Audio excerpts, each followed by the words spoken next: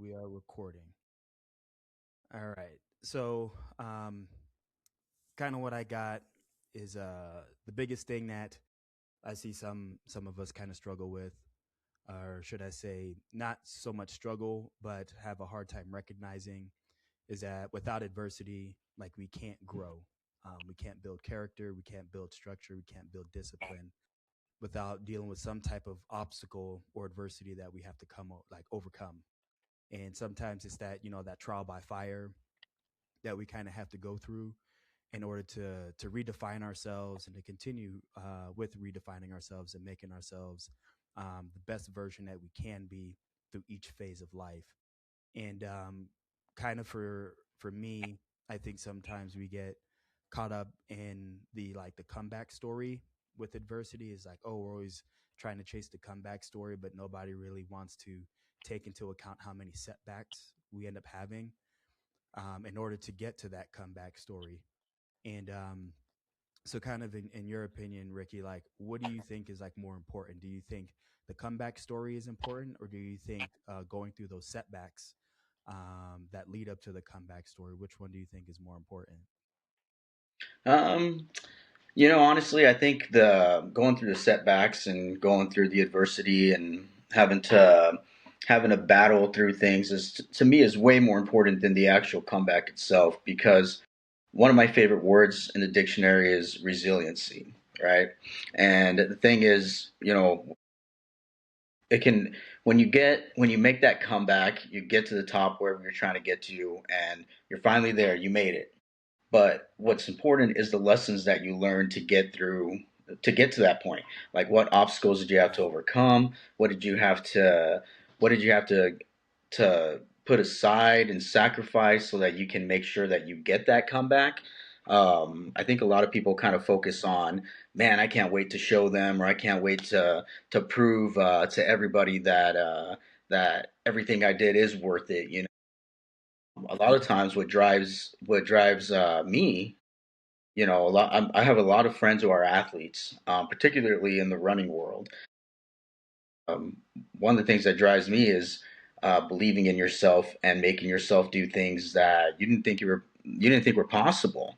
I think it's just like a marathon. I don't know if you've ever tried running a half marathon or a 5K or a full Man, marathon or I anything like that. ran one time. I ran 10 miles, and I thought I was going to die. I was falling apart, man. I can all hats off to you guys who could run those long Uh, distances, man.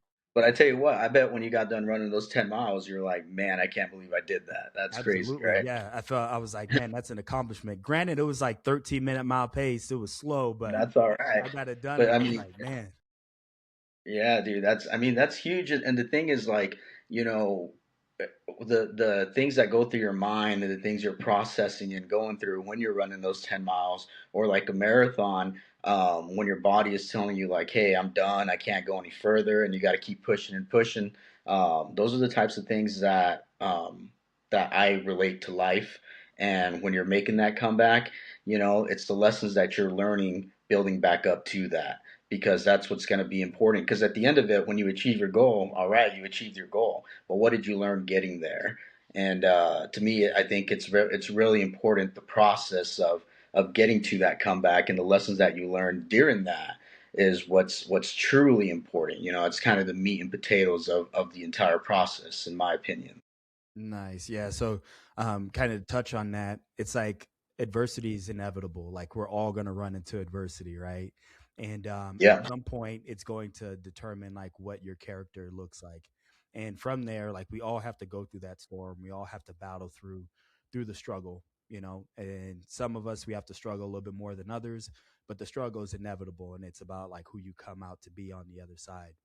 And another thing I wanted to touch on that you kind of brought out, at the end of the day, it's about setting that tone, right? So like you said, you run those half marathons or those distance runs, and you're constantly like having to dig within yourself to pull out the part of you that you're like, oh man, like I just want to quit, but then that little voice in the back of your head's like, we're not stopping. Like it doesn't matter if the legs hurt, it doesn't matter if your knees hurt. Like the goal is to finish the race. And I exactly. think that at the end of the day is like we're setting the tone or we're setting the precedence that It doesn't matter, how many hills I have to climb up, or how many boulders I have to climb up over. At the end of the day, like, I'm going to get to where I need to get to. And it sucks, and I think once we start to realize, hey, what we're about to go through is about to suck, and it's really going to be Yeah. hard on us. Once we're able to kind of understand that a little bit, and then to just accept that, hey, it's going to suck, but at the end of the day, I'm going to be a better person outside of that. I think that's where, Hmm. that's like you were saying, that it all ends up boiling down into like the meat and potatoes of it. Like, if you just embrace that grind, you embrace that struggle, you embrace that adversity, like, you're just going to be better for it. Yeah, exactly. There's a lot of people who, they choose to say, you know what, I think I'm just gonna just listen to comfort and say, you know what, I'm good here. I don't need, hey, I'm running 10 miles today. You know what? I'm 6 miles in. My legs are burning, my lungs are burning, everything's burning. I think I'm just gonna go home and we'll call it good at 6 miles or whatever. But when you cross that point to where you have to it's you against you, and you shut those voices down that are telling you to stop and give up. And once you learn how to shut those voices down and keep going and finish up what your goal was, man, like, that is a huge life lesson that will pull you through so many things, whether it's things like outside of athletics. It could be something that you got going on at work. Being a parent. I mean, I'm a father. You're a father. You know how hard it is when you're going through those things with the kids, where it's like, man, I feel like I'm in the twilight zone right now. The kids are sick. I'm tired. I got to get up and go to work in 2 hours, and this kid's wide awake with me right now. Like, you don't have a choice. You have to listen to that voice that says keep going as a father, because that's your responsibility. And a lot of guys, they'll look at that responsibility, and they'll say, you know what, it's that's why, not to get too much into a rant here, but that's why you see a lot of families failing nowadays, is because people get out of that comfort zone of just lovey dovey all the time, and just everything being so perfect, that when things get rough, they don't have that voice that says, hey, keep going. This is all worth it. And then they end up tapping out and moving on to other things. And that's when you see things like divorce rates and families separating and everything, because something that you can establish, in your brain, that voice that says, don't give up, that'll carry you through all sorts of things in life, man. And I Hmm. think that's why I've always respected athletics and athletes, is because I know that voice is there. And it's something that's extremely important, just for life in general. Yeah, that's crazy you bring that up, because I was just thinking, I had this thought the other day, was that, with adversity, kind of what we've been talking about, it's that double sided coin, right? So you have like the pros and cons of adversity, and kind of like you said, with like marriages and like divorce rates, some of those individuals, not to say that everybody experiences this, but a Hmm. majority of them do experience it, where they take a different approach, as opposed to, tapping into that part where it's like, hey, like, it's not time to give up, like, it's time to fix Hmm. some stuff, it's time to get some things right. And I think where the con is like, they run into mental fatigue, because they're constantly Hmm. like in like some like survival mode, like, instead of trying to sit back, analyze the problem, digest it, and understand, okay, like, these are some things I probably need to fix. They're constantly in like this like fighting mode all the time, and then eventually you just kind of get burned out. You get tired of it, you get frustrated with it. Then that just leads to like bitterness and frustration, and they Yeah. don't they don't want to deal with anybody else. They're short tempered, and then all that ends up doing is leading into like isolation. Like, they just want to be by themselves. They kind of want to do whatever Yep. they want to do, and then that's when you see that decline, kind of like you said. And that's Yeah. that's one thing that you brought up with like the athletics portion, is it helps develop that part in your brain to make you keep striving, to keep going, even Hmm. when you don't believe at that moment that you can finish it. If you just keep doing the next small thing at a time, Hmm. you'll eventually, Exactly. you'll eventually get to your goal, right? And so, what do you think are some like pros or some good things about adversity? I know you kind of touched on it a little bit, but what are some other things that you see, that come along with battling adversity, especially when it comes to like believing in God and Christ and Jesus. What are some of that?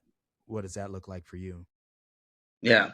So I myself, I am a Christian man. I consider myself a Christian man. I'm not a perfect Christian man, but We all aren't. I, I do my best, brother. I do my best, Yeah. and the thing is, and every morning, every night, I say my prayers, and I always make sure I apologize to Jesus for having a stupid human brain. Yeah. Yeah. I always say I'm sorry that my I got a stupid little human brain that fails you every day, but my heart is 100% yours, Lord. Hmm. And that's the thing is I think adversity, and especially when it comes to faith, it's something that has pulled me along a lot through life, and especially in my career. My career is law enforcement, and some of the things that I've gone through in law enforcement, a lot of the things that I've seen, probably some of the it's the worst of the worst, man. And the things that you deal with, you see a lot of craziness in law enforcement. Whether it's like I'm not going to go too into detail, but it's one of those things where you're dealing with the deaths, you're dealing with the heartbreaks of the families, whether it's like a domestic dispute. You're dealing with kids who are just having just a rough time growing up. You're dealing with all these people who have psychological issues. I mean, when you're in law enforcement, it's a really heavy responsibility. The career is, because you get out there and you aren't just a law enforcement officer, man. You're dealing with all these different things, and at the end of the day, when you clock out of your shift, what do you do? Like, do you just say, okay, it's over, I'm just going to go to sleep and think about, just not think about that accident that I saw today, or not think about that family that I helped out earlier, and when I left, I was like, man, that's rough. That stuff doesn't just shut off like that. Hmm. So you at least me personally, at the end of my day, I always still prepare for the people that I deal with, and I pray for my family, for myself, because if it wasn't for my faith, it would be one of those things where it would be extremely difficult to overcome that stuff. And I think in law enforcement, there is a lot of one of the things that I've experienced over the years. I've been in law enforcement since 2016, and I've been studying criminal justice since 2008. So a lot of things that I see with people in the criminal justice field and in law enforcement is they seem to abandon their faith because of the cruel things that you see happening in the world. And so you see a lot of faith abandonment, but then when you see that, you start seeing those same officers who are dealing with those issues with the faith abandonment, where they start dealing with like alcoholism, or they have some form of addiction or something, where they have to deal with the things that they're dealing with in their career on their own. And I've seen really good officers go down terrible paths because of I I don't want to say that it's a lack of faith, but it's definitely something where they don't find somewhere to turn to. Hmm. They don't do the therapy, they don't do the things that they need to do to make sure that their brains are clear, or at least get that fog out of there that tells you like, hey man, this is a terrible world, you Hmm. know. And that's why I think mental health in law enforcement is something that is really, it's really, it's it's really not talked about in the law enforcement field. But it's one of those things that I feel is extremely important to have some kind of faith, because if you don't have that to turn to, the things that you are going to turn to deal with the stresses of the job are not going to be good. And it's just, and thank the Lord, man. If it wasn't for my faith, I would there's no way I could do law enforcement, because my when I'm out there and I got my uniform on and I'm working, I tell myself like, hey, a long time ago, I had an old teacher of mine tell me, God has chosen your path. Hmm. She said, God has chosen your path. So when I'm out there, like, people say you're out there doing the Lord's work, but man, you really like truly feel that when you're dealing with some of those things. It's like, you're out there, you're dealing with the worst of the worst. And sometimes it's a battle of good versus evil. I And bet. when you're feeling that, like, man, I am good. I am the extension of my God right now to bring as much light as I can into the lives of these people who need me. Man, that is a great feeling. And Yeah. that my faith is what carries me through my career constantly. Hmm. Yeah, dude, that's powerful, man. Because I think sometimes, even in my own life, I get caught up with trying to find the the good aspects, right?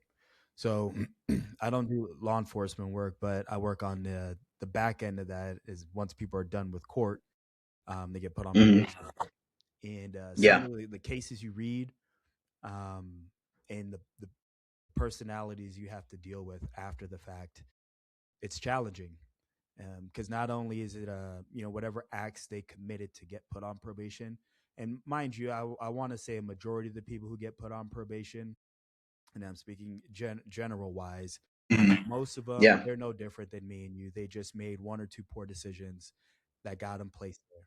But you have a very small group of them that, I mean, minus the mental health aspect, that are truly evil. And those are the ones that you start digging into the case files and the things they have done, and all the work that the investigators did, and you're reading all this stuff, and it makes it a challenge because you read how evil people can be to other individuals. Yeah.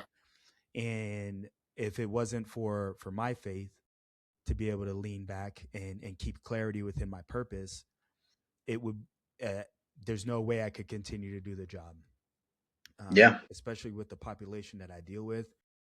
I specialize with like sex offenders and domestic violence cases, so having to read some of those cases, it's just not good. You see Yeah. the worst Yeah. of the worst, and then you deal with them for 18 months, 24 months. So you're dealing with these personalities and these behaviors, and it really does challenge you spiritually, because if, like you said, if you don't have a spiritual connection, then what do you turn to? Drugs, alcohol, abusive behavior, things that are not good, right? And Yep. so I completely piggyback off of what you said.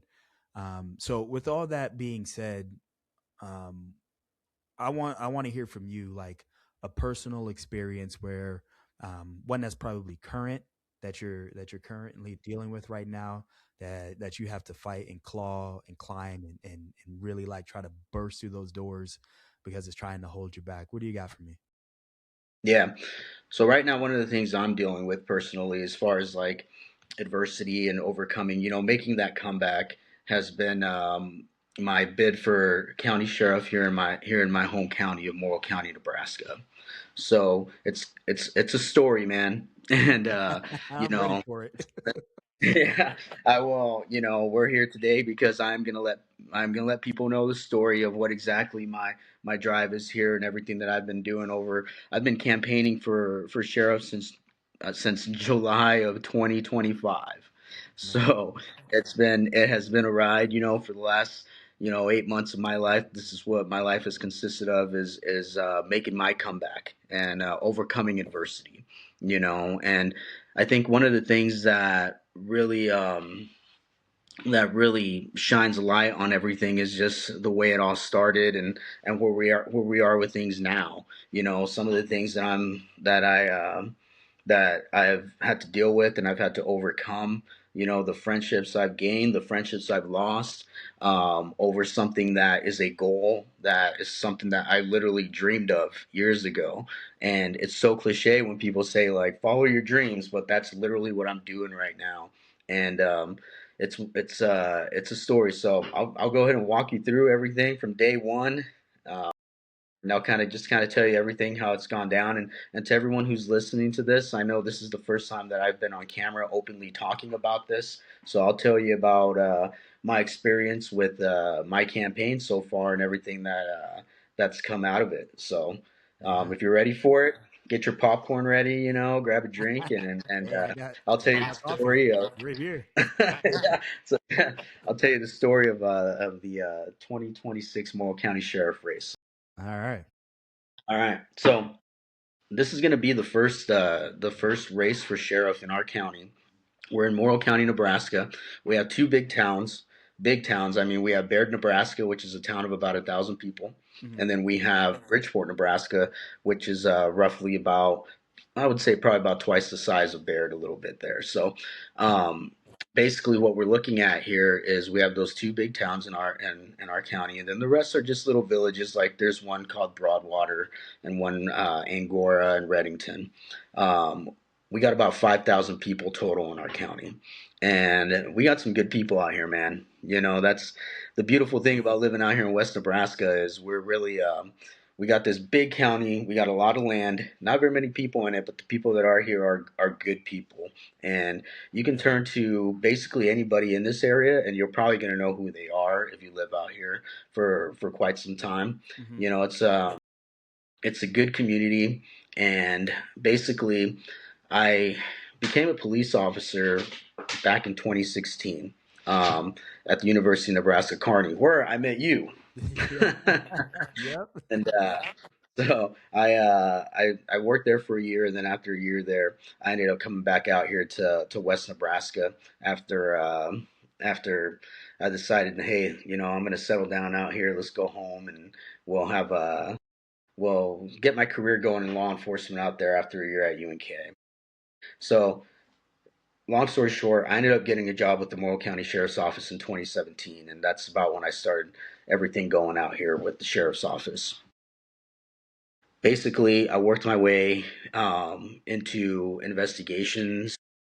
I worked investigations big time. That was kind of my specialty at the sheriff's office for a few years. There was making sure that I took care of as many felony cases as I could. That was what I took pride in doing. Anytime there was like a felony case that involved like a sexual assault, some kind of burglary, child exploitation case, whatever, anything big, if I had the opportunity to jump on it, I would do it like that, you know, because the thing is, those cases are the types of cases that you know you just don't want to ever see those get fumbled, you know, Yeah. because they're so they're so touchy, and they're the types of cases where you want to make sure that the family gets their due diligence and that the justice system works to the best that it can.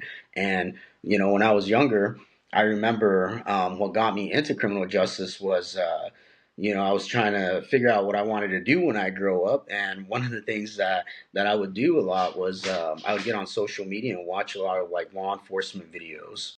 Hmm. And I was really into watching like the YouTube videos, and you would see stuff pop up on Facebook.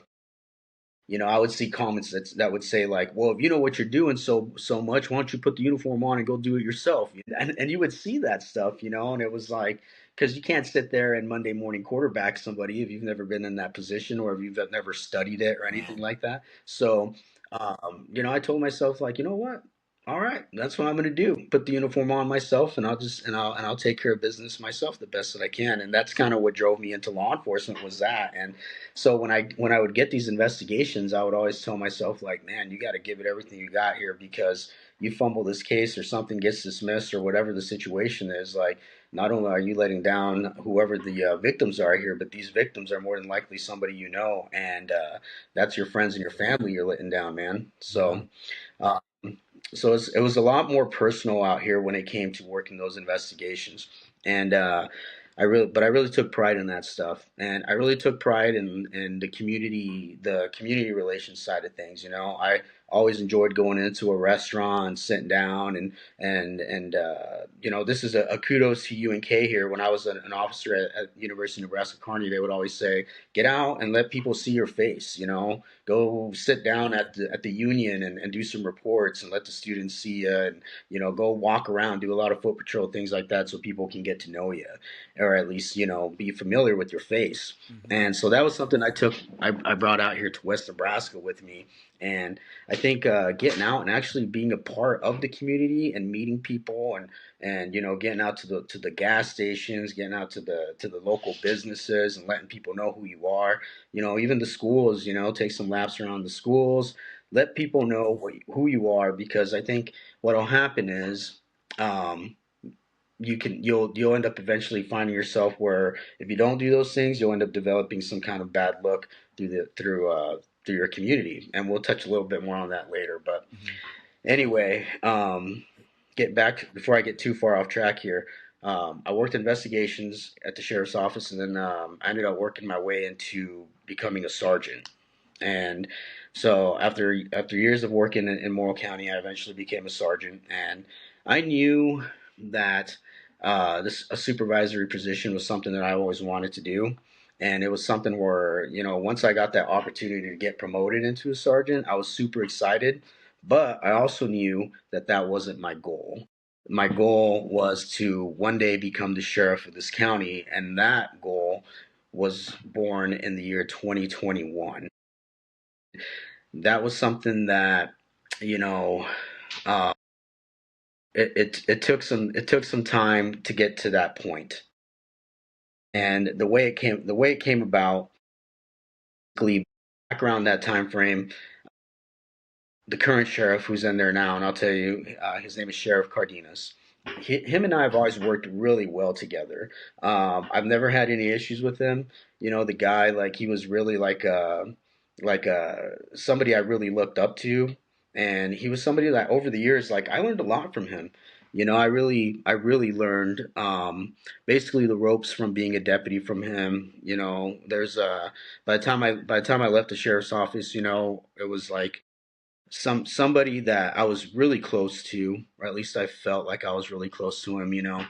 And back in 2021, I remember he had told me that he had one more term left in him, and that this was going to be it after 2020, after the 2022 term, he was going to be done. So I remember during that time we had been involved in, and we were involved in a critical incident, and basically, I won't get into details on it. People can go Google it, whatever. But during that time, it was a situation where I personally myself was trying to figure out if I wanted to continue doing law enforcement for at the time I think I was making like $19 an hour, somewhere around that. And we were in this situation where it was a really really stressful time in my life. And I remember thinking, like, is this something that I want to continue doing? At that time, I had been in for about 5 years, and I wasn't really quite sure about, like, there's a lot that's going on here, and this could happen again if I come back. Because right after all that went down, I was off. I was off for 2 weeks on administrative leave, and it was a situation where it was the longest 2 weeks of my life. I bet. And I was, gosh, it was terrible. But I wasn't sure if I wanted to come back, and after talking to the sheriff and everything about, his last term and everything he had going on, I remember telling myself and just, man, you know what? If he's going to be gone in 2026, like, you're going to keep working, you're going to learn everything you can under him, you're going to grind it out, and not only are you going to come back and continue this career path, but you're going to come back and be the sheriff one day. Earlier we had talked about the adversity and, like, overcoming, that little voice in your head that tells you keep going, Yeah. that voice that would tell me in those marathons that would say, Rick, you're in mile 18, mile 22, mile 25, here we go. That same voice told me, like, not only are you going to bounce back, but you will be the next sheriff of this county. And from then it was on. I remember going to bed shortly after that, and I had a dream that I had become the sheriff elect. And it was it was crazy. I had thought about it, and I dreamt it, and it was one of those things where I told myself, like, man, that felt so real, and I want that feeling to become a reality. And after that, man, that was the goal. I came back, got my psychological evaluation done, passed all that with flying colors, and I got back in my patrol car, and we were back at it. And that's where we were. And for years after that, I continued working and grinding it out, and eventually got my promotion to supervisor. And at that time, I remember I was super excited about it, but I also knew that um, at the end of the day, my goal was to become the sheriff, and that's what I wanted to accomplish. And after after that happened, fast forward to about April 2025. And now at this point, I'm getting excited, man, because I'm like, the sheriff's about to retire. He's going to be out of here. And we'll see who runs against me. Right. because over the years, the guys had kind of been taking some light jabs at me. They would say, if you're going to be the sheriff one day, you got to know how to do this or you got to do that, and it was kind of one of those things that was like, it was always like a lighthearted joke. But to me, like, it was the exact opposite of a joke, because every time I would get up and tie my boots to get to work, or I'd put my uniform on, especially like during those long days where, you know, we had talked about the psychological things of law enforcement. You would deal with those tough situations. It's like, man, got to get up, keep going. You're tying those boots up. You really don't want to go because you had a long night of working overtime and everything and doing all these things. But that drive of like, you got to do this. This is what it's going to take for you to become the sheriff one day. That's what kept me going, man. That is for those years. It was like, if this is what it takes, then this is what it takes. And there was no complaining, there was no whining, nothing. Just straight up grind, and that's what it was all about.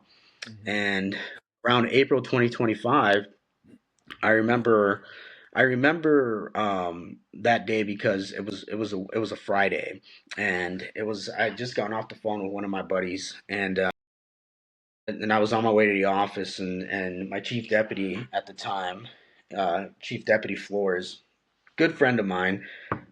The issue with him and me right now is that he just hasn't reached out to me since I left the sheriff's office, and we were friends for years.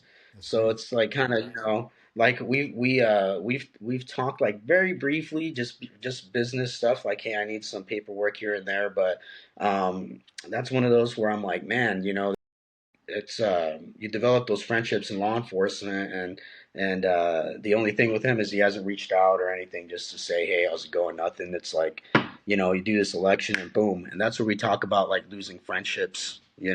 Somebody Yeah. who's closest to me, haven't heard a peep about anything outside of the negative stuff with the office and everything, but we'll get into that here in a few minutes. Hmm. Basically, what happened on that Friday coming into work, I the Sheriff Cardenas had come in, and he said, "Hey, I want to have a meeting with you in my office," and he invited Chief Deputy Flores to come in, and that's where we had a closed door meeting. And I was kind of like, okay, whatever, we'll see what we got going on here. I was thinking it was going to be like something business related, like, hey, we got this case we're working or something, and it turned into this conversation that involved the politics. And yeah, yeah, the politics came up, man. It was one of those things where I wasn't expecting it because it was April, and you can't file you can't file to officially run until January of 2026, and at this point we're in April of 2025. Okay. So I'm like, okay, we're gonna talk about this. All right, let's see what we got here.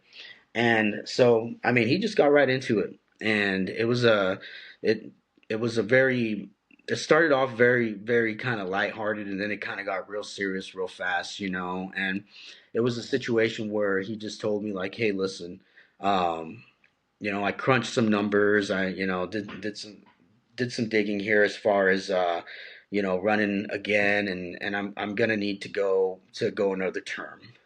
And I said, okay. And he said, I got to go another term. Here's my plan, though. I'm gonna run another term, and after 2 years, I'm gonna step down, and the commissioners can appoint somebody else as the next sheriff. And he said I could recommend somebody, but ultimately it's up to them to decide what they want to do. And so at that point, I was like, okay, so are you telling me that you're planning on running then for sure? And he goes, I am going to run again. And he goes, that's my plan. Everybody who's voting for me, all my supporters, I'm telling all of them 2 years and then I'm done. And so in my mind, I'm thinking now, like, okay, so he was going to be out of here this year, and now my plan was to run, and this is something I've been thinking of for the last couple years, and you want to talk about throwing a fork in the road, or like, um it's like, you want to talk about, this is what you call a change of plans, Yeah. and Talk about on a dime change of plans. oh my gosh, man. So I'm sitting there and I'm looking at him, and and I told him, like, this is something I've been planning for a while, and they just kind of it was really like a blindside shot because I just wasn't expecting it. I bet. But at the same time, it was a conversation that I knew was going to come if he decided to run again. In the back of my head, I was thinking like, man, if that happened, that would suck. And Mm-hmm. then, and then this here we are, we're living this. And so anyway, as we continue talking there, he tells me, so people have been asking me who's running against me or whatever, and he goes, if you run and you decide to run against me, just know that I'm gonna have to terminate you or you're gonna have to resign. That's And now I'm crazy. thinking, yeah, That's yeah. crazy. So now I'm sitting here like, oh my gosh, and I'm looking at him like, man, is this a joke? Like, cause we were close, so Yeah. it's kind of one of those things, man, where you're just kind of like, um, you're kidding, right? No, Mm-hmm. man, this man was not kidding. He was looking at Dang. me right in the eyes and told me that, and it was a situation where it was like, okay, now it's awkward, and now here we are, and we kind of just put the cards out on the table about what we were both thinking as far as running, and man, during that conversation, I just remember thinking like, man, in those 2 years, like, what is gonna get done? Like, what's gonna happen while he's here? And I'm thinking about like, you know, over the last I would say year or so, I'd really put my mind into what, like, if I'm the sheriff, what am I going to change here? What am I going to fix? Where's my attention going to be? And I had all these things I'd been thinking of, like, get in our county we have Bridgeport and we have Baird, and in Baird we really don't focus very much on the town of Baird, which is actually the town that I live in. It's where I graduated high school from, Mm-hmm. but we are contracted through the city of Bridgeport, and so we focus heavily on Bridgeport, which is good. But the problem is that we neglect the rest of the county because of that. So what you see is you see a lot of deputies on the highways. You don't see them out on the dirt roads, meeting the people out here around Baird, which is a town we're about 15, 16 miles away from Bridgeport. So it's one of those things where you don't really see the deputies around here often. I mean, Mm-hmm. you see them now, you see them here now often because we got an election going on. But They want to let be me all tell over you, the man, place now. yeah, now they're all over the place, but it's one of those things where that's something I really wanted to heavily focus on, was getting our guys back into the county. And when I mean get our guys back into the county, I mean get our guys out in those back roads, driving around, knowing who lives in these houses out in the country. Not getting out on the highways, writing as many speeding tickets as you can. Pulling over getting as many traffic stops as you can. Like, there's a time and a place for that traffic enforcement stuff, Mm-hmm. but to me, I think we need to get back more to the idea of letting people in the countryside of Morrill County know who you are, and know that you are here for them. Because here's what happens: is when we neglect the rest of the county, we get into situations where now there's drugs being done out here. You have people Mm-hmm. hiding out in the countryside because they know we're never out there. We're always in town in Bridgeport. Mm-hmm. But anyway, those are the types of things that I would think of like, how could I change this? How could I fix this and everything? And now here we are. And what my brain is thinking now is, okay, what do I want to do? Do I want to set my dream aside? Do I want to continue here with the office, as far as like, the sheriff being here for only 2 more years? And I told him during that conversation, and I the first thing I told him was, I don't want to hurt you, man. Like, I don't want to put you in a position where you're in financial trouble, where you're in trouble with not having a job. None of that is my intentions. Right. And I was trying to make that really clear to him, because don't get me wrong, man. I care about the guy. He might hate me right now. He might not want to have anything to do with me. But at the end of the day, like, I still care about the guy, because he was one of those guys I saw I would see him 4 days a week for since 2017. And he was my Mm-hmm. boss, somebody I looked up to, and now here he is telling me like, "Hey, I'm gonna fire you if you run against me, or you're gonna have to quit." And also, your dream that you've had, that I've known you've had, it's not gonna happen. And and now I got. You want to talk about? staring adversity right in the face, man, because Yeah. that's exactly what was happening. Hmm. And I remember I told him, I said, you know, give me some time to think about this. We can't file till January. We can't really do anything to act on this for a while. Like, if you give me some time, I need to talk to my family. I need to talk to members of the community, see what they think, and kind of just get out there and get some opinions. Because if I went out and I talked to people, because I wasn't really like publicly out there telling people like, hey, I'm gonna run. None of that. I hadn't done any of that. You know, my plan was to wait till like November and then get out there when there was nobody that was going to run against me, or if someone did run against me, it was going to be some complete stranger or somebody else in the office. And so that's kind of where I was putting my eggs in the November basket. But now suddenly everything is just like completely Turned just upside down. turned upside down now. Now here we are. And so he said, okay. So at that time it was April. It was around April, mid-April, and I said, on May 18th, in May, I'm going to be turning 38 years old. I said, give me till my 38th birthday. I'll let you know what I want to do, and if you can do that for me, that would be great. And he said, all right, I'll give you some time to think about it.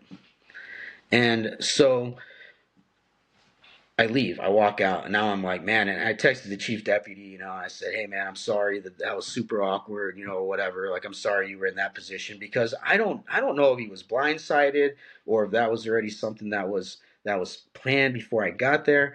I have to believe that that was something that just spontaneously happened, and he wasn't aware of it. But um, anyway, we kind of we go the month, and during that month, I'm talking to people like, hey, here's what I want to do. I want to run. Is it worth it? Like, would you support me? Like, is this something that I should pursue? Or are you guys okay with the 2 year thing and then stepping down? Like, because who knows who's going to come in after those 2 years, man? Like, he couldn't promise me who it was going to be. And so my worry now is like, man, somebody's going to come in here, some complete strangers has the potential to come in here and be the sheriff, or even the chief deputy. Now I'm like, he could be the next sheriff. Like, it's so much uncertainty. And if there's one thing, if there's one thing I hate, it's uncertainty.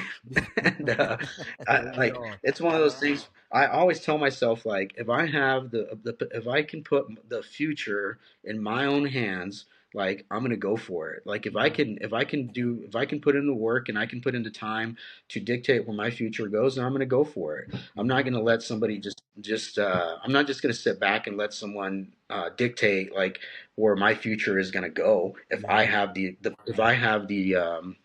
if I have the potential to make something happen myself, I got to go for it, man. Absolutely. And so that's during that month, I must have talked to about 60 people.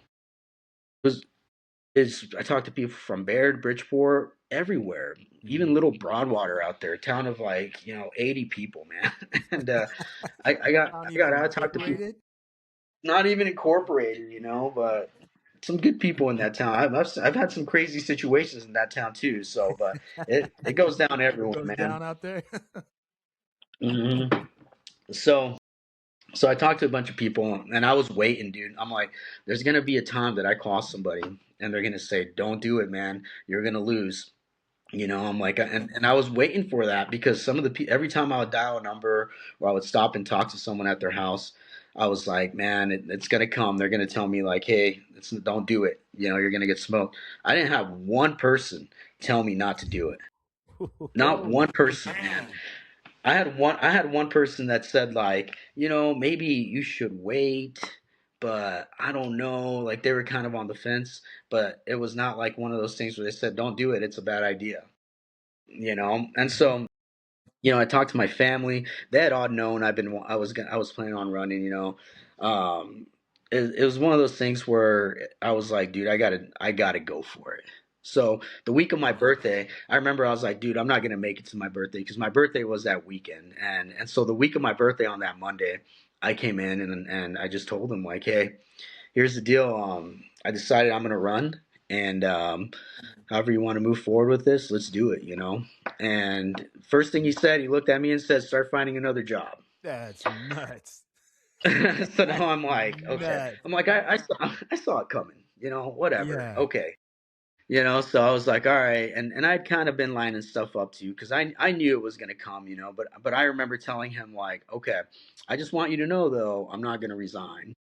And he's like, well, why do you want me to terminate you? And I'm like, well, I don't think I've done anything wrong to resign. Yeah, you haven't.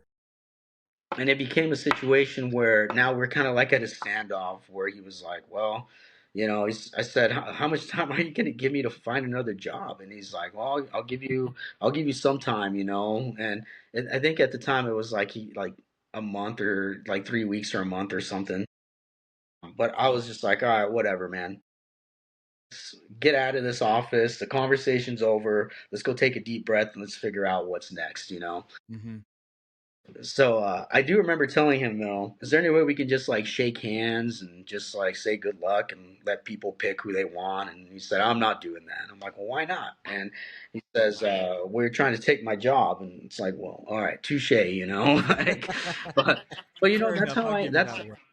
yeah, I'll give you that one, my man. But the thing is, like, that's how the athletic side of things, like with me, it's like, hey, man, like, if we're gonna wrestle, if we're gonna race each other, whatever we're gonna do, like, shake hands and may the best man win. It's not personal, Like I coach, like kids, like kid wrestling, federation wrestling. I do some coaching with that stuff, and I tell all my kids like, hey, you know, be friends off the mat, but on the mat, man, it's on. It's on. Yeah, You do what you can to absolutely. win. Off the mat, you can shake hands and go, drink a Gatorade together or whatever.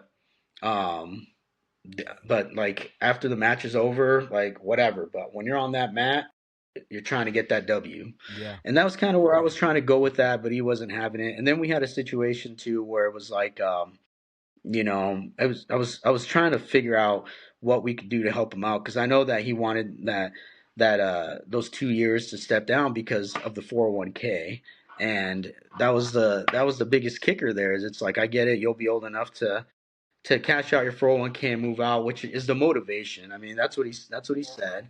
After 2 years, I can cash out my 401k and I'm out of here, and that's why I only want 2 years. And I was like, dang, man, what do you do? Like if a man needs the money for his family, like Hmm. I'm not gonna hate on that. No. If a man needs money for his family or whatever the case is, so be it. But I can't hate on that. But at the same time, the job of sheriff is way too big to be sitting around just to pad your 401k. There's too much going on. There's too much stuff going out here, and my kids live out here. My parents live out here. My brothers, sisters. I got friends all over the place. And the last thing that I want is for someone to just stick around for 2 years, just waiting to retire and get out of here. And so I said, you know what? That's I'm gonna go for it. And that was actually my biggest motivation to run, man, is that knowing that, hey, it's either my 4 years of my time to fix things up here, to change things up here, to do things that need to improve this community, or I can stay here and work as a sergeant, be comfortable, and just basically hang out until this guy's ready to retire, and then hope that he says, hey, maybe Ricky can be the next sheriff, and that the commissioners say, all right, yeah, that's a good plan.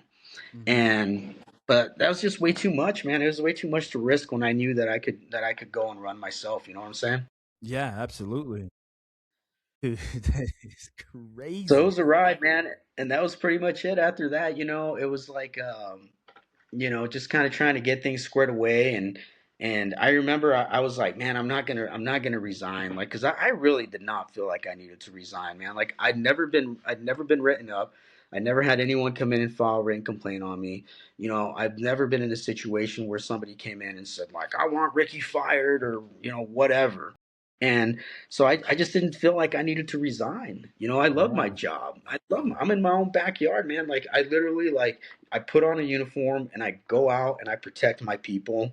And these are my people, man. This is where I grew up. This is where, I go to the grocery store. I see all my friends, family out here. Those are the same people that I get the opportunity and the honor to protect while I'm out driving around at 1, 2 in the morning and they're sleeping.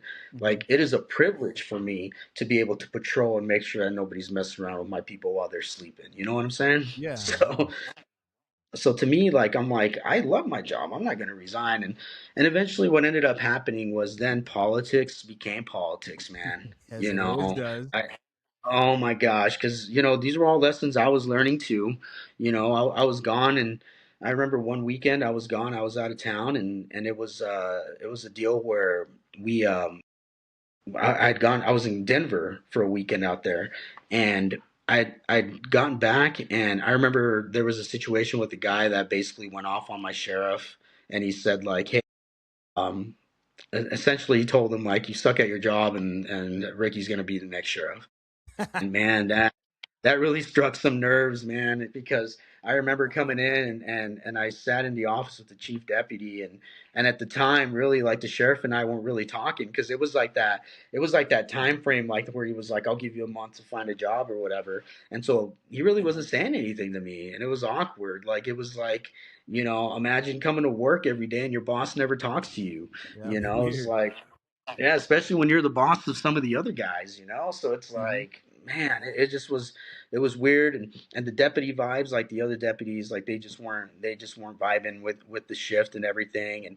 And I remember they told me there it was me and the chief deputy were talking, and I remember he told me like, we can't be having any more of these instances with the public or with the deputies or whatever. I remember he said, we brought in every deputy to talk to you, and they all said that they don't feel comfortable working with you. I'm like, what? I'm like, you brought in every single deputy and you had an interview with them one at a time, and they all told you that they don't want to work with me. Like, that's one of those things where I'm like, yeah, do I believe that? I don't know, whatever. If he says it, We'll keep up. No, we're back. We're good. We're back. Yep. Yep. We're still recording. but what I was saying, when I talked to some of the deputies, some of them were like, that never happened. So who do you believe now? Hmm. But I remember telling him like, you know what, man, I'll just resign and I'll get out of here, and you guys we'll just move on how you want, and we'll be out of here. I said it'd be easier for everybody. I need to start campaigning. I got to get the word out. I got all these things I need to do, and I really don't want to be coming to work to be worried every day whether or not I'm going to be fired because something happened. Hmm. So that's what I did, man. I resigned, and I put in my letter. And I remember, like, gosh, the thing that was the worst part about the entire thing, and this, even to this day, like, it's still one of those things that just like, it's, I still don't really believe it, but it's kind of one of those things. But the worst part of the entire process was um, during my last shift, I remember I was cleaning out my office and everything. And it was like, I cleaned out my office. The deal was I was going to take my patrol car home, and I was going to take my patrol car home. I was going to pack up all of my stuff in it, and then I was going to make sure that they could come pick it up. Basically, I said, "Hey, I'll put all my stuff in there, and then you can come pick it up in the morning and be done. We'll be done. We'll call it good." And they agreed with that. But the problem is the sheriff wasn't cool with that. So he was like, "You got to leave the patrol car here, and we'll have a deputy give you a ride home." And I was like, "Man, you're not even going to trust me to take a cruiser home after I've been here for all these years just to put the stuff in there so you can come pick it up." But he wasn't going to do that. And the situation like that sucked the most was the guy didn't even call me and say like, hey, good luck, or it was good working with you over all the years, like thank you for everything. Like there was none of that, man. Nothing. Like Jeez. nothing. Like even like there was no, I was expecting like he would at least shake my hand, look me in the eye, and say, F you, I can't wait to smoke you. And I would say, sounds good. See you later, man. Nothing. It was just like I just like died or something, man. Like there just was no love there from anybody. And I remember um like as soon as I left, and I had announced my campaign like through the media and everything. I remember one of the deputies messaged me and said like, what is the point of you becoming the next sheriff if we're all just going to quit when you get here? What? And so what upset him was in that media release, I had put something out that said like, Morrill County has become a place where we've focused on citations and arrests at the expense of our community members.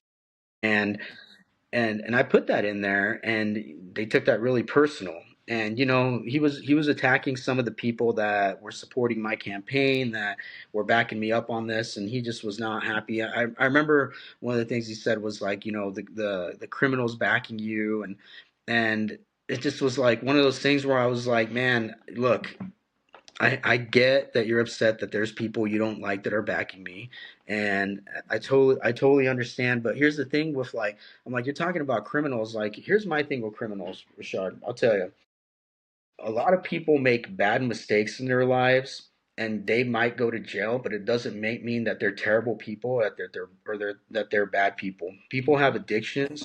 People struggle with things, man, and it's one of those things where, you might hate that we deal with these guys all the time because they're always, high, or they're causing a ruckus or something.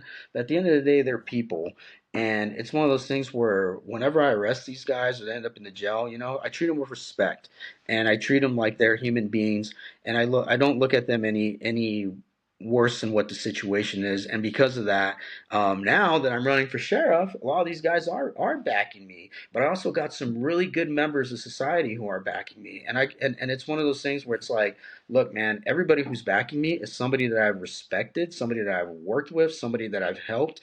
It's not just some random person that just woke up one day and said, like, oh man, I'm gonna vote for Ricky because I hate all the deputies. Like, everybody out here, and if you drive around Morrill County, and I guarantee you, if you're watching this, you've probably seen 1 or 20 or 50 of my signs around this county somewhere, because Yep. there's signs everywhere. And every single one of those people, man, are people that I've known for years. People that, there's people there that I've talked to who, they're just great members of society. There's people who have my signs up who they've got their addiction problems, they got their issues, but at the same time, they're good people, and they know that one of my goals is, if I get into that office, man, is to start helping people out with things like rehab services. I'm a man of faith. Use that faith to get people out of addictions, things that they're struggling with. And that's why they're backing me, man, is because a lot of people know that I'm trying to help. And when the deputy told me he was going to quit, I was like, okay, like, there's really not much I can do for you, man. Like, you're a grown man, and there's not much I can do there. If you decide you want to pack up your family and head out of Morrill County, that's unfortunate. Mm-hmm. And so, anyway, I took that conversation with a grain of salt. I really wasn't going to get it out in the public or anything, and I really wasn't going to, like, make a big deal out of it. But you fast forward to about around September or something like that.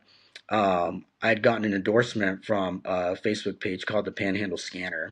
Mm-hmm. And the Panhandle Scanner is a great page. They do a lot of media stuff out here in West Nebraska. Every now and then it gets a little rowdy, but at the same time, it's the internet, man. Everyone's got an opinion. Everybody has something to Everybody's got say. something. Everybody's got something, but I tell you what, when it comes to the Panhandle Scanner, man, like, those guys are on top of things, and they are a very vital resource out here in West Nebraska. And anytime anything is going down, dude, you open up Panhandle Scanner, and they're already on it. They're telling you what's happening. And one of the things that I always wanted to do out here, and I've always said, like, man, we should use our website, use our Facebook page to let people know what we're doing. Get out here that way, get the word out. If there's an incident going on, we got to let people know what's happening. And it was never a thing, like, it never happened. But thank God for things like the Panhandle Scanner, because they would do stuff like that. Mm-hmm. I smile because, like, when it comes to the internet stuff, um, I talk about the Panhandle Scanner and everything, and those guys, man, they've been nothing but helpful. They've endorsed me. They've been great working with them. But it's funny. I'm just going to bring up this quick point here. Mm-hmm. Prior to the campaign, I always wanted to push the stuff on the internet to let people know what we're doing, and then suddenly a campaign happens, and now the Morrill County Sheriff's Office Facebook page is filled with, like, media releases, and They're taking your it makes idea, me, man. oh my gosh, man. It's good because it's like a little step of moving forward, and it shows, like, hey, even though I'm not at the office, I'm still helping with that change, and that, because of the competition. And Yeah. as well as I know, competition it brings out the best. Yeah, it does. And and that's one thing that I have liked that they've been doing since I announced the campaign. And you can go on that Facebook page right now, if you know when you get time, look up Morrill County Sheriff's Office, and it'll be like missing dog, mow your lawn, missing dog. It'll be like that for years. But then if you look starting in August after I announced my campaign, suddenly we got media releases, and now we want to let the community know what we're doing and this and that and whatever. I feel like I am getting that change going, even Hmm. though I'm not there, but it's still like the competition that's pulling things out to help the improvements. But anyway, that the reason I bring up the Panhandle scanner was because during in those comments, some of the deputies' family members came out and they started saying, "Don't you know that Ricky just wants to be the sheriff because he just wants the title and he just wants to take all summers off and just never work and this and that." And I'll address that right now because I haven't really addressed it like Hmm. publicly, but the that whole story, I remember talking to some of those deputies and like, even the sheriff and the chief deputy, because when you're in the sheriff's office, man, especially out here, we got like there's 9 of us total, and you do become pretty tight knit, and you get to the point where you're talking about dreams and your hopes and things that you want, because you do become like a small family, Yeah. and it's one of those things where you just you're a family, you trust each other. And one of the things I said to them was like, man, it'd be nice to, you know, like one of the things I do for a second income in what my family does is we do concessions like Dippin' Dots ice cream, and we do like corn dogs and funnel cakes during the summer. Like when you go to these county fairs, like Scottsbluff County Fair, Nebraska Land Days out there around your neck of the woods, all these things, like we travel and we do. It's a lot of hard work, man. I bet. And one of the things I told them was like, man, it'd be nice to just be able to say like, hey, I'm going to be gone this weekend and have my chief deputy just be around for 3 days or whatever. So that way I don't have to use my vacation constantly, because every summer I put in, for the last 10 years, man, every summer I put in my vacation so I could go work, with my family, and we go out and we do our thing, and that's how we supplement a second income for my family. And basically, um, it's just like every summer, a lot of guys, a lot of cops, they'll go and they'll reset. They'll go to a beach out in Mexico. They'll go out to the lake to go fishing for the weekend or whatever. I go sit my butt in a hot trailer and sell corn dogs for 4 days straight, and get yelled at by my significant other, because it's like, dude, not only do I got to go work, but I got to go work with her, and I love her to death. But it's one of those things where it's like, they always say, when you mix business with family, it makes it tougher, It But so does. Yeah. sometimes, man, it's tougher to get out there and do that stuff than it is to actually, work like the law enforcement stuff, because you're sitting in a 100-degree trailer and you're there from 10 a.m. until midnight. And then I put in my vacation. I would go do the trailer stuff from like Tuesday to Sunday, and then Monday I'd be back and I would be in my uniform ready to go to work. And man, Dude, I'd be no break. exhausted and stuff. Yeah, so basically what I said was like, man, it'd be nice to just step away for a weekend and not have to worry about using my vacation. And Hmm. they took that and they weaponized that into like, man, this guy just wants to be gone constantly and he never wants to work.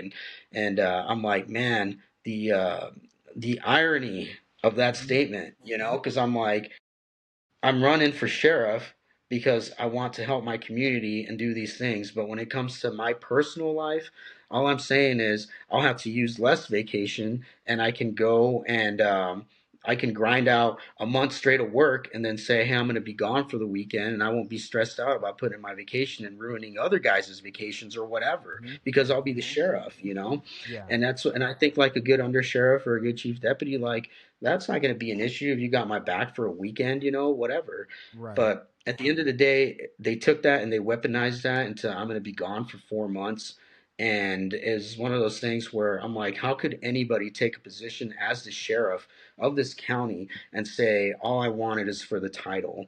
You know, if I wanted to do a job for a title, I would try to become like the CEO of some company, or do Something do major, something right? where exactly, like if I wanted a title, it would be like, chief financial officer of Microsoft or something. That's That's you the go title for a you gig want. if you want a title. You know what I'm saying? But the Yeah. county sheriff, man, like the things that the county sheriff has to deal with are things that are difficult, and you have to be present. And if I win this campaign, this election, it's going to be something that it is 100% going to have my full attention and priority. The only thing that the sheriff position will not take priority ever, and I don't care if this offends anybody or people get upset by it, but the only thing that my job will never take priority over will be my family, and that Hmm. is that. Yeah. And it's just, my kids, their mom, that's what matters to me, and that'll be my priority over anything. And then it'll be the sheriff thing. And but outside of that, man, like, the sheriff, it's gonna be my 100% commitment, and that's what it's about. And they weaponized that, and they went on that panhandle scanner, and they made themselves they put themselves out there to the public saying they're all going to quit and they're going to leave and this and that all the deputies are quitting. And I get it, emotions are high and everything. And one of the questions a lot of people have been asking me is, hey Rick, what are you going to do when the deputies quit, when you get in there? And that's one of those things where I've been talking to some of the deputies even now that are currently there, and it sounds like, some of them are still thinking about staying, and now that things have kind of simmered down a little bit, some of them want to stay, and they say, hey, if you win, I'll work for you, and which is great, but I'm also, just to let the community members know, like, I've been talking to officers from other jurisdictions who are willing to come here and work under me, and I'm telling you, man, it is a feeling that is indescribable when another man is telling you, like, I am willing to relocate my family to come to your county and work under you as a sheriff. Like, that's the kind of stuff that validates me continuing to run. Hmm. And uh and it's and it's great. So my plan is, if I get elected and I get into office, is I don't really see myself going in there and just saying you're all fired, because they all got families, you know. They all got, they got families, they got kids, wives, everything. Hmm. But I think my approach is going to be, hey, look, if you want to work with me, I would love to have you on my team. If you don't want to work here, then let's find you somewhere to go where you can be happy. And that's that. I just I'm not the type of guy that's going to go in there and say, hey, you're done, you're fired, you hurt my feelings, you're out of here. One of the things that I really do know, and over the years, going on 39 years old, is business is business, and sometimes you have to do what's best for business, man. And if it means, like, hey, these guys were talking trash about me, or they were upset at me when I was running for sheriff, and now here I am, I'm now the sheriff. Like, what am I going to do? Am I going to fire them, or are they going to stay here? I think if we can talk things out and we can make something happen, if it's best for business, and they can stay here, I don't have any issues with that. Hmm. That's kind of what we're going at. That's kind of what I'm thinking as far as that goes. But we'll see how it goes, man. A lot of those guys, you know, they're in the beginning of the campaign were really unprofessional, and some of the things they were saying were just, a little out of line. But at the end of the day, I get it. Change, it's a difficult thing to deal with, and Hmm. they were not sitting in that room in that meeting, feeling that fire, man. They didn't feel what it was like when somebody they look up to is telling you, if you pursue your dream, you're cooked, you're out of here. Hmm. They didn't feel that. I Hmm. felt that, and it was something where I had to sit there and I had to look into myself and say, what are you going to do? Are you going to give up, or are you going to get over the ultimate obstacle? And I decided, I'm going to get over the ultimate obstacle, and we're going to get past this, and I'm going to win this election, and that's where we're at. So. That's powerful, man. And just listening to all that, man, it's crazy because, you know, I think now we're at a, like you said, you're approaching 40. You're a couple years off from 40. I'm getting close in that age range. I'm like a year or two behind you. And we get to this point in life where, for me, what I always thought was, we're always kids, we're always young, and Mhm. I think we forget sometimes that we're growing up and that we pursue certain ambitions that are like that are outside of what we thought is possible, right? So say for you, Mhm. becoming the sheriff of that county is a big thing, you know. And me sitting back and listening to the story, and it's a crazy story. You know, like you said, you go from them kind of uh, like coaching you up to be the next sheriff to, hey, this is probably at the doorstep for you to be the sheriff, and now they're like trying to pull the rug out from underneath you and try to Yeah, crumble you up. And what you're about, like what you're trying to take on this next task right now is something major, and I have no doubt in my mind that you won't be able to be elected. I believe that you will win this election and that you will do what you say you're going to do. And like I was my point that I was trying to make was, for some reason I still think we're back in college, and we're still hanging out. We're still yeah, shooting the shit with each other, and now you're going on to this like big boy job. You're about to be a sheriff of a county, and like I said, sometimes we forget that. And just listening to this entire story and everything that you've been facing, the one thing that pointed out the most to me is like right at the beginning, like when you were sitting in that hot seat after everything got done, that conversation, you went to almost like this radical acceptance, like, hey, look, they're coming after me. They're obviously he's upset that I'm running against him, and he's trying to pull the rug out from underneath me. And instead of kind of just going on and whimpering about it, like, oh man, these guys aren't my friends, you were like, well, I guess we're in a competition. You know what I'm saying? Like, I guess we're gonna have to do this. And just yeah, listening to that story, it all kind of just filters right back in what we are talking about earlier about adversity and kind of the mindset you got to have with just life in general, because there are things you can control and then there are things you can't control. You can't control whether the current sheriff is going to be like, hey, either you quit or I fire you. You can't control what he does, but yeah, you can only control how you navigate and how you move after he makes his decision. And instead of kind of like being like sucked up into like the unfairness of things, you just decided to yeah, take your energy and invest it into, hey, I said I'm going to do this, so now I'm going to put 100% effort into making this happen. And I commend you on it, because it's something big, man, to get out there. Like you said, you're getting out there with your community, you're talking to people, and I think the plan that you have is awesome. And I think that's what gives the better light to law enforcement in general, is knowing that the officers are not out to rack up the speeding tickets. How many speeding tickets can I get, how many DUIs can I get? It's about, hey, yeah, how do I better protect this community? And people are going to yeah, make mistakes, and people are going to make poor choices, and people are going to make poor decisions, and that's just life. But at the end of the day, like you said, it's about realizing that these people are people, and that yeah, they're just one or two decisions away from being on the right path. And yep, once you establish that empathy, and you put that you humanize these individuals, as opposed to not categorizing them like, oh, all these guys are just criminals, that's all that they do. If you get away yeah, from that and you start building up the community so that they know that, hey, like, you guys are here to help, and that you want to know who's living over here, who's living over there, not because you want to go raid their house, but because you want to know who that person is, and you want to know exactly. that you're going to keep them safe. And it almost sounds like the current sheriff, from what I've heard from your story so far, that at some point he was there. He was the guy who was trying to make sure people were safe and make sure that the community knew who was there. But now it's to this point to where that vision has been lost, and it sounds like new blood needs to come in and refine it. And Yeah, it sounds like you're the guy. That's yeah. what it Well, sounds I like. appreciate that.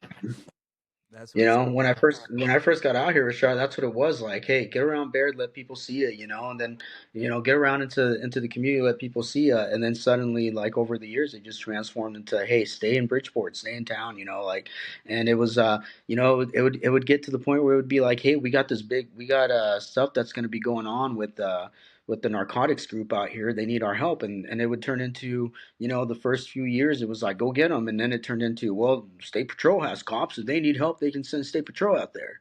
Jeez. And it's like, brother, come on. Like, I know you don't want to get us into any BS, or you don't want to, but I'm like, at the end of the day, like, they need our help. Like, we're the county sheriff. We got to get out there, and all these little things that just were like real. Like you said, at one point he was there, and over the years it just kind of changed into it just like fizzled into this whole different thing, and even now, like like you said, man, like that's what my goal is. I know we've been talking for a while, but my point is, this whole thing is, I want to get our sheriff's office to the point to where like people understand and know who we are. If you see a deputy, oh, I know him, man. I met him at the school the other day. He was having breakfast at the school, and now he pulled over. This deputy just pulled over this high school senior who's driving around with his buddies, just cruising, being bored. And guess what? Every one of those kids in that car knew him because they met him at the school. Hmm. And it's like, not only that, but it's like, I, if my deputies pull you over and they're giving you a ticket, or something's happening to you that you deserve, then that's your own fault. But I'm not going to have deputies that are going to go out there and be making up reasons or whatever to pull you out of your car, and I'm running you through standard field sobrieties. Like, it's one of those things where I want our deputies I want people to know our deputies and understand who they are, so that way when they see them out in the field doing their job, it's the exact same man that they saw at the grocery store with his kids buying a gallon of milk. Hmm. I'm not saying that we got to sit here and suck up to people just so that way, all of a sudden, like, we're the nicest cops in the world. But I am saying that people need to believe and understand that all the deputies are members of this community, and they're all here for the better of the community. They're not here to pad stats and see who can get the most DUIs or who can get the most traffic stops or whatever. The point is to be here to serve and protect. That is our job. And when I'm the sheriff and I say, hey, get out into the county and drive around, I don't mean go hit the highway and get 20 traffic stops and get as many citations as you can. I mean, get out into those country roads and make sure that there's nobody back there doing meth deals or stealing stuff from someone's barn, or vehicle parts or whatever. It's like, Hmm. man, this is stuff that happens out here. Like, West Nebraska crimes, man. This I know you're kind of in a bigger city, but Yeah. out here, you're looking out for people's cows. There's Yeah. people out here that go around, they steal cattle, they steal calves. You know, get the deputies out there, drive around, make sure no one's stealing the livestock. Get out into those rural areas and make sure people aren't stealing from people's personal properties. Like, there's always people that are getting copper stolen from them, that are getting different metals stolen from them so that they could be sold, Hmm. so that people can go buy drugs, things like that. I mean, it's all stuff you don't really think about in those bigger cities, but these are the types of things that in a community like ours you have to think about. Hmm. And if our deputies are too busy on the highways pulling everybody and their mom over, they're not going to be on those county roads. And so my team is, make no mistake about it, we're going to let people know, hey, we're here for them, and we're going to let people know, like, our priority is not going to be how many traffic stops we can get. Our priority is how many handshakes we can make and how many people we can get to know in our community, and with our families. And it's going to be lifting up members of our community, whether it's through rehab services or whatever we need to do. If somebody is needing some food, we can hook them up with the resources to get to a pantry. Mental health services, even for not just for the community, but for, like, even our own officers. Hmm. you know it's like, that's a big thing too, is making sure that we got our own agency stuff taken care of. Like, but the most important thing that's going to spearhead my campaign, even now after campaigning for 8 months, is going to be educating people on the safety of our children, man. Hmm. We got all these things going on with Facebook and Snapchat and Instagram and all these crimes that are happening. It's like, these are things that our kids are being messed with in school. We got guys out here who are our age, trying to hook up with these girls that are in high school, and it's like, that's not okay. You know what I mean? So it's kind of one of those things, man, where it's like, I want to educate the community about things that are going on in our schools, and with their kids' phones and everything. None of that stuff is happening right now.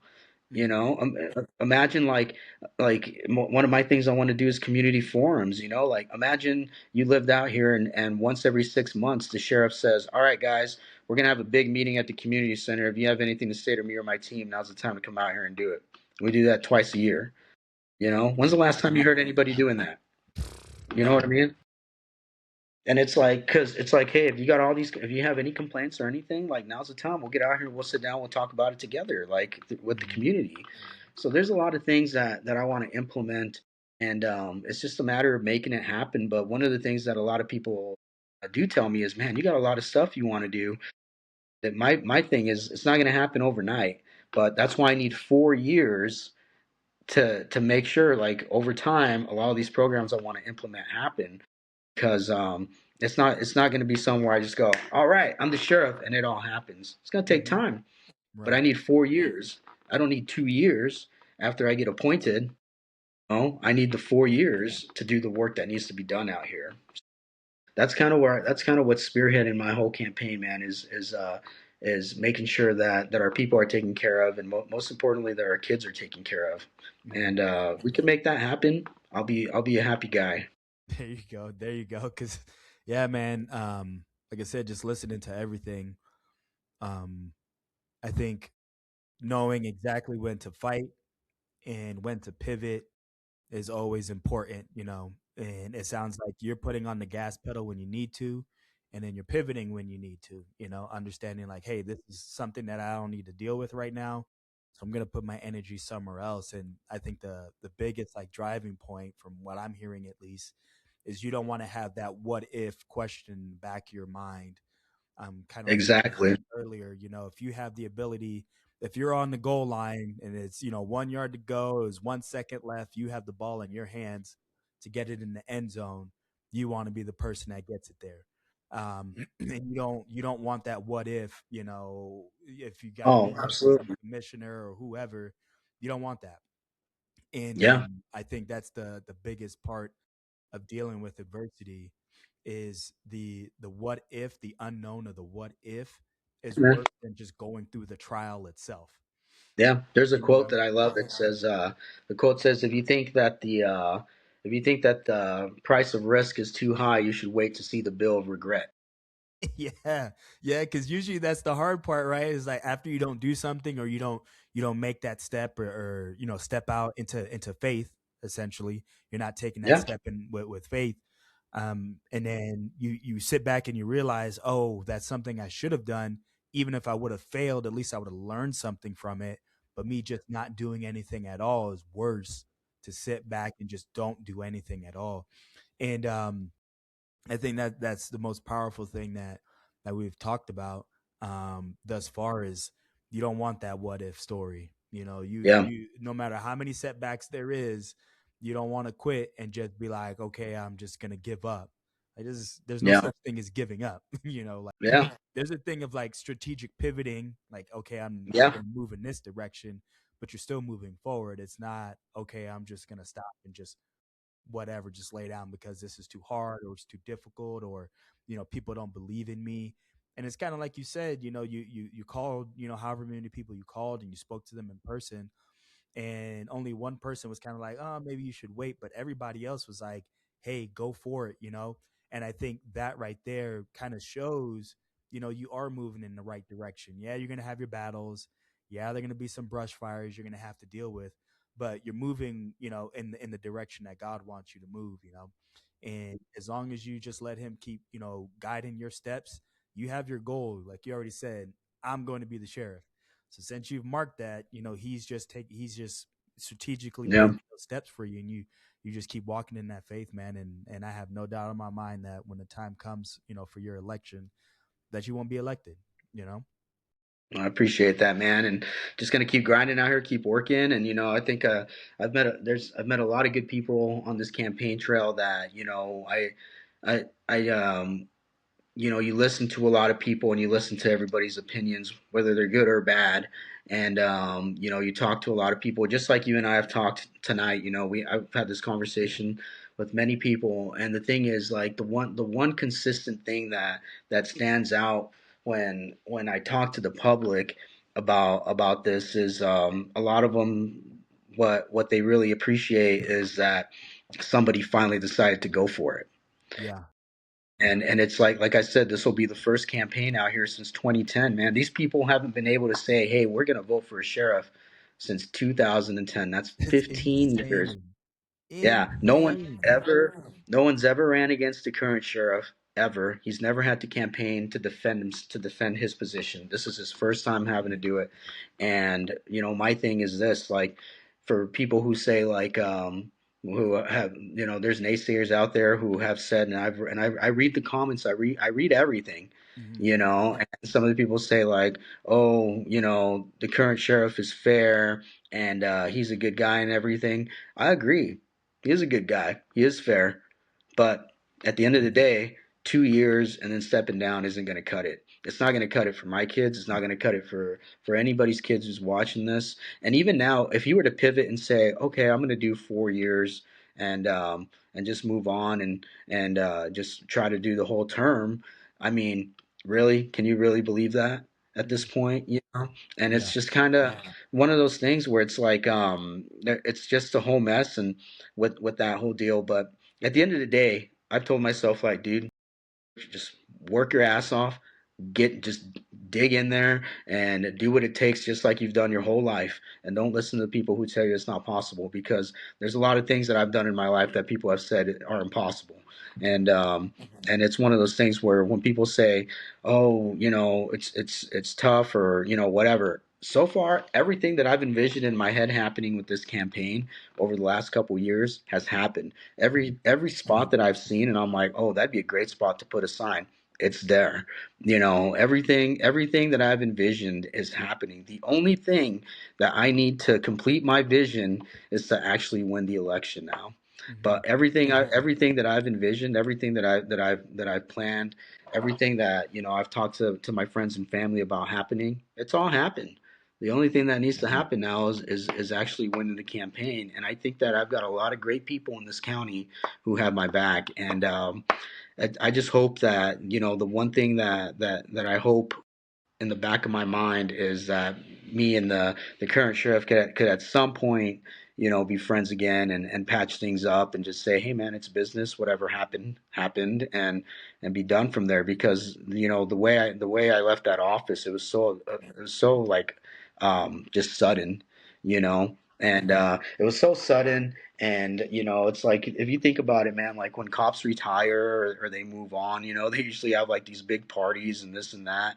Like me, I walked out of that office and I said, all right, we'll see you guys in a year and a half. And I dipped out, but it was like it was so much tension in the air. There was nothing that was like a positive exit to that place. It's So I'm insane. looking, I'm looking, all the years, all the time I put in there, it was like, man, it was one of those things where I had to tell myself, like, you're doing right now what's best for you and your family and for your community, and it's gonna suck, and you're gonna have to grind it out, and but it's gonna be worth it in the end. And that's Yeah. what I've been telling myself, man. Like you said, you gotta embrace the grind, man, and it's like, it's just it's the way it is, and that's what I'm doing right now. I'm like telling myself, here, voting starts in April. Early voting starts in April, and then we'll move on into to mid-May at the end of it. So our county is all mail-in ballots. So if you're watching this and you haven't registered, make sure you get registered to vote. And you got to register. Here's the kicker that a lot of people don't know: it's a Republican primary. So unless you're a Republican, your voice isn't going to matter in this campaign. So you need to get, if you want to get on board with this race and you want to have a voice on who the next sheriff. There's 2,070 people that are registered as Republicans in our county. There's about 300 Democrats. So that tells you everything you need to know as far as politics wise goes. Yeah. And if you want your voice to be heard in Morrill County, you're going to have to register as a Republican, and you're going to have to make sure you get that ballot going. And if you're going to do it, you got to do it soon. And if you're watching this and you're gonna and you really want to vote for me, that's what you're gonna have to do, and you better believe that your vote is 1,000% appreciated. So That's crazy, yeah, man. we've come a ways since the UNK, huh? Yeah, we have, man. I was just telling Hyro this would have been, I want to say, mid-November, I think it was. My Yeah. son was he was wrestling, and he was in alliance wrestling in one of their Mm, tournaments. So I had to drive all the way out that way, right? So I had to drive through Morrow County.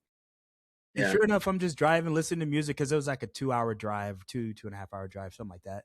And I'm just driving, just da da da da da. And I'm like, I look over to the right. And I was like, dang, that's a big old sign. I was like, oh shoot, look, Ricky for sheriff. Oh shoot, So I had seen Yeah. it on like Facebook. I had seen like your posts and stuff on Yeah. Facebook, and I was like, that's awesome. But then to be Yeah. driving, down those highways and see, your billboards, I Yeah. was like, man, like it really like brought it to, the realization, like, oh shit, like Ricky is really doing this. Like it wasn't just, something he posted on Facebook, like, oh, look what I'm doing, pretty cool. Like, no, he's really doing this. So to Yeah, to man. come all the way to this That's point now awesome. where, April's around the bend here, and it's time for people to start gearing up and start voting for you, man, get you where you need to go. Yeah. I would only just tell them, hey, look, like the right candidate is right in front of them, is right here, and you got to back them. So with all that, everything Appreciate that. that yeah, everything that's gone on, to kind of bring this all like wrapped up and in the closing, man, like what I want people to take from this and from what I've listened and heard from your story is that like the fire is always hot and it's always burning 1,000 degrees, but don't think of it as that, you're being burned and you're on fire. Just think of like you're being forged like metal. You got to go through Yeah. that fire, and you got to be manipulated and bent and, hit with the hammer multiple times to get you shaped into the way you need to be, because that next trial you need to be shaped in a certain way to get through that next trial. And then once Yeah. you conquer that trial, then you got to go through the reforging process again. And you got to build up, and then before you know it, you're going to have another one and another one. And Yeah. there's no doubt in my mind that you're not going to be able to get that accomplished. I appreciate that, man. Well, I appreciate you. And it's funny. I listened to this song. One of my favorite lyrics of all time. It says, "Even through the darkest days, this fire burns always." And Yeah. that those lyrics have been keeping me going through this thing over and over. And it's like, man, it's like, hey, even on days where it's like, I've been campaigning since July. Even on days where I'm like, man, I'm tired. I see my signs everywhere. Like it's like, hey, keep grinding, keep pushing. Hmm. And even through the darkest days where it feels like it's impossible, man, like you got to keep that fire burning. And I do. And here we are tonight, and I appreciate your kind words, brother. And I really hope, all the people that are watching this, that you got some answers to some of the things you've been wanting to know. And if you got any questions, you can always come message me on Facebook. You can call me. My personal phone number is on my Facebook page. If you go to my campaign page and you click contact, you're gonna find my personal number. Or if you live in Baird, you can always come knock on my door. If I don't care, man. If you live in Morrow County and you got a question, all you got to do is just come down to Baird. Odds are somebody will tell you where I live. Knock on my door. Come say hey. I don't care. That's my. I've always even as a police officer, man. I've always told people like you're welcome to come. I can't tell you how many reports I've taken in my kitchen, man, where I've been like, come here, let's talk in here. So it's like if you have some, come knock on my door, whatever. You can email me. You can go to my website. It's rickytrevinoforsheriff.com. Go there. You can contact me there. There's always all sorts of ways you can contact me. So yeah. If you got anything else, man, we'll talk about it now. Or if you want to wrap it up, we'll call it good. Whatever. It was a good conversation, man. Yeah, definitely. Yeah, I think we got it all, man. I think we got it all. I think everything that you needed to say, you got out there. And I mean, everything I had to say, I got it out there as well. Good, good, good. I just hope this all resonates with people, and they're able to, take this and move forward in whatever aspect in life, whatever Yeah, adversity they're going through. They're able to take this information and apply it to yeah, themselves, and understand, you got to build up that little part in the back of your brain to fight these challenges and to embrace them, and to grow through them. You got to look at each one of them as just another trial to get over and get through. And like I said, man, yeah, like once you come out on top of this, man, it's gonna be one of those stories where everything at the end of the day, like when all the dust settles and it all kind of just simmers down, like people are they're not going to notice, the setbacks, right? They're just going yeah. to see the comeback No, story, kind of like you said for you. it's about the setbacks that build up to the comeback story. And Yep. people will forget that, but they just got to remember, that's what got you to where you are. And so yeah, man, Absolutely. it's been great conversating with you. It's been great hearing your story. And for me, I'm Yep. like, let's do it again. We could talk about anything Yeah. under the sun. The next time we do a video, it could be any and everything. It Yeah. could just be to shoot the shit. Who knows? Be whatever. Yeah. We'll figure something out, man. We'll figure something out. All right, man. All right, brother. You take care, and appreciate your support, my man. Yeah, definitely, definitely. All right, brother. All right, take it easy. We'll You talk to too. you later. All right. Yeah.